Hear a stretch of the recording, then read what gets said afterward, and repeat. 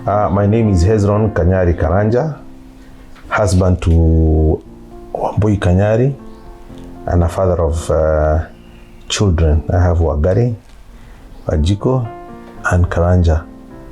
And moving on, I don't know whether Wambui will give me some more children, but anyway, if she wants, I'll accept gladly. That is my name. And I live here in Nairobi, and I thank the Lord for that. My name is Wambui Kanyari, married to Mr. Kanyari the last 30 years, and we're moving on. I met her in a place called Pune. Pune is in India, in Maharashtra state. We were students, and I was transferring from a place called Zeng, Jabapur, to Pune. And that day when I arrived, we had traveled for 36 hours by train, Jeram, Tavi. That's tough names, but Wambui knows about them.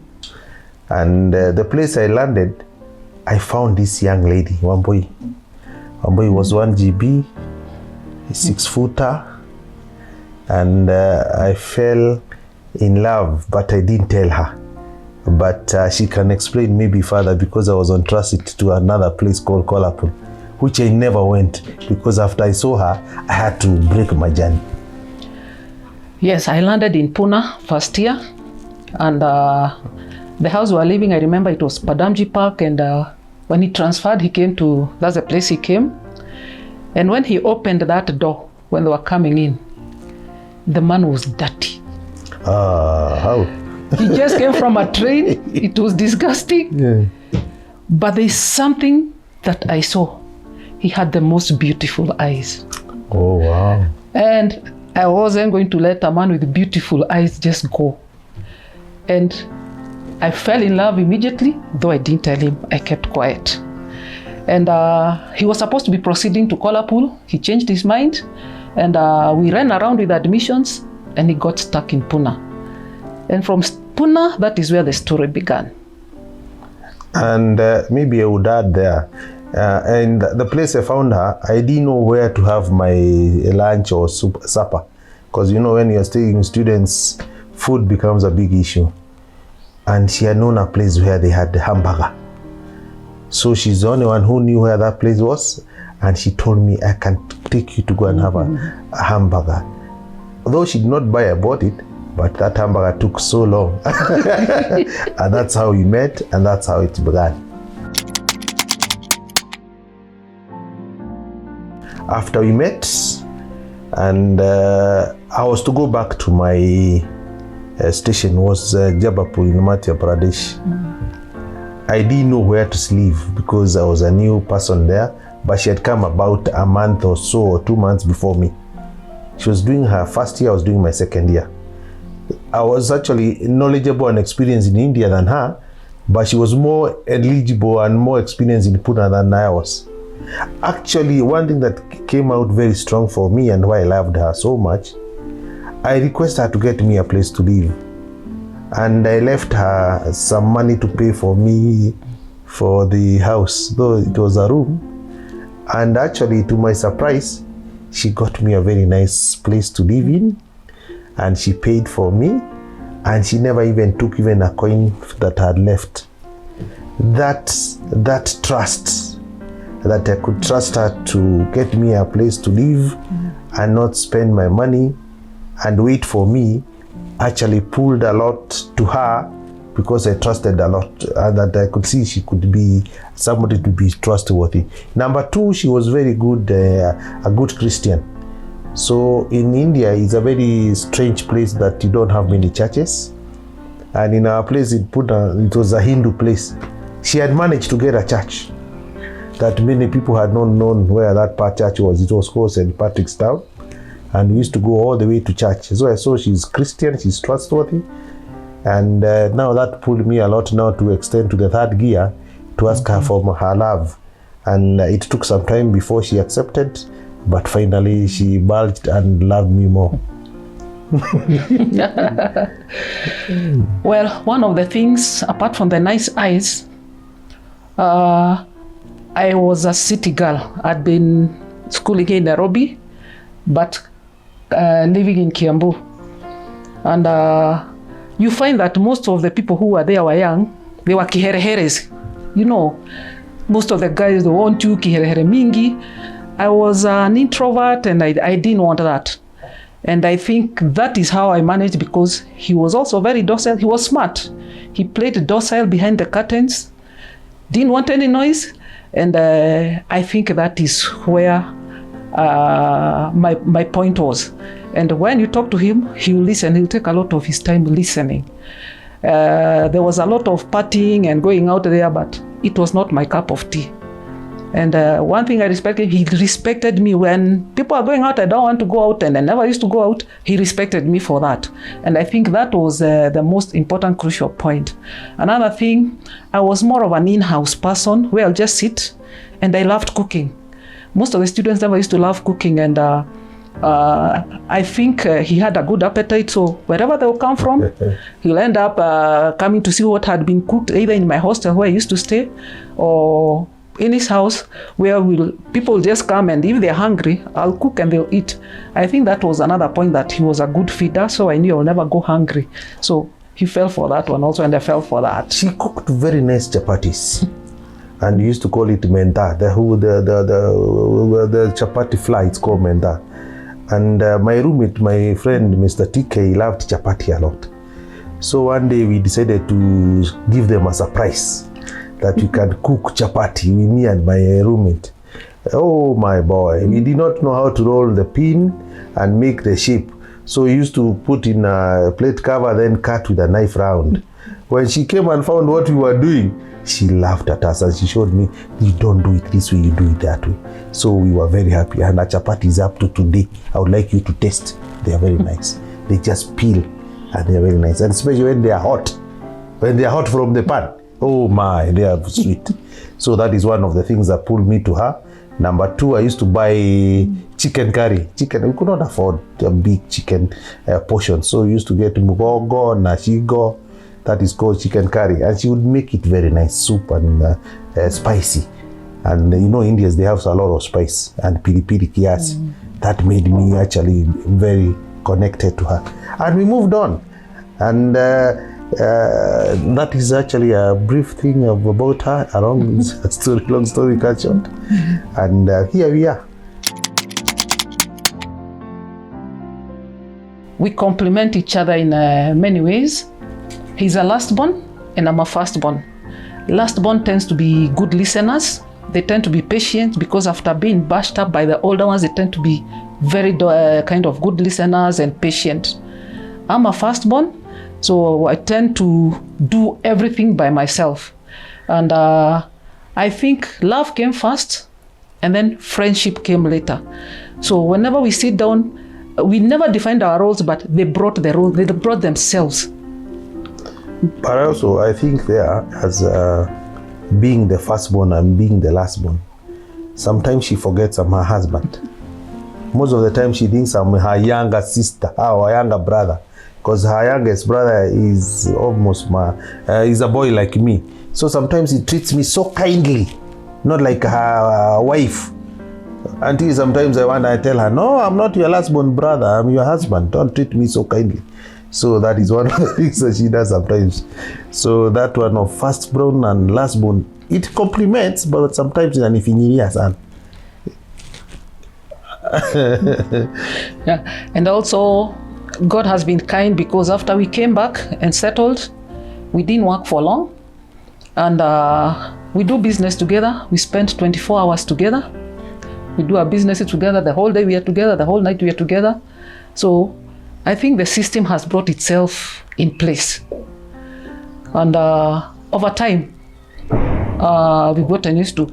Then we got our children. So the fact that we are together, taking them to school together, I think we are bonded at the hip together. So we can't stay for an hour or two without knowing where the other one is, because we are not used to being apart. I think also there, you have heard she's from Nairobi. She's a Nairobian. I was a rural guy. In fact, the first time I came to Nairobi, I asked her, don't leave a Basenda. You know the Basenda Hotel? I was coming from Nakuru. I come from Nakuru and I came by Pujo, ile ya wepesi. I used to call her and tell her, don't leave a Bazenda hotel.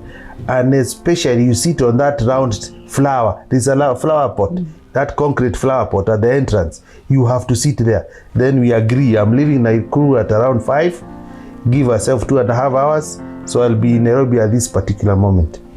Actually, she helped me to settle in Nairobi. And that actually helped me a lot to know Nairobi more, because I was feeling, how can my wife know Nairobi more than me?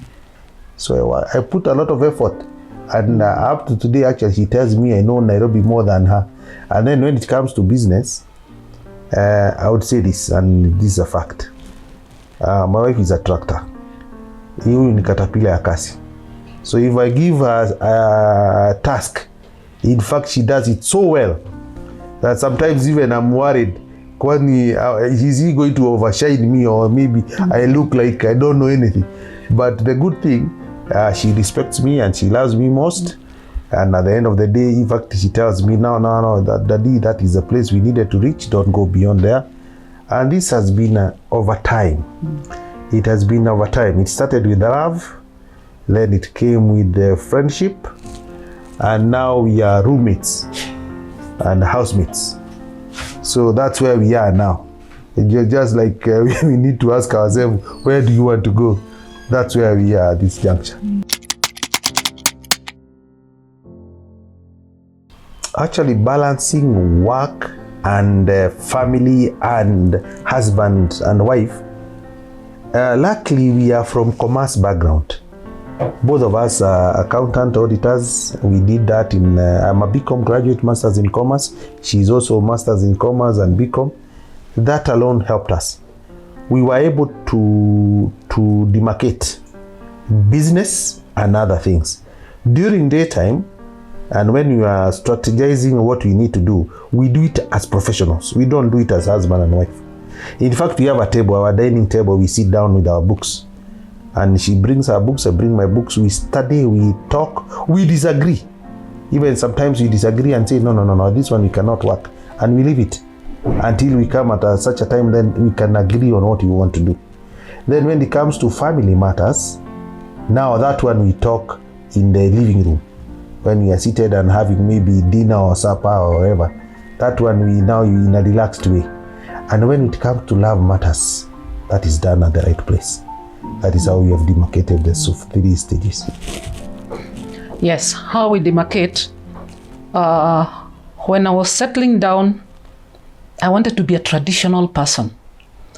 I have been brought up in the same compound with my grandparents. The nurturing I got from the grandparents, from the aunties, despite being educated, I wanted to be a mother. And I wanted to be a wife. I did not want employment.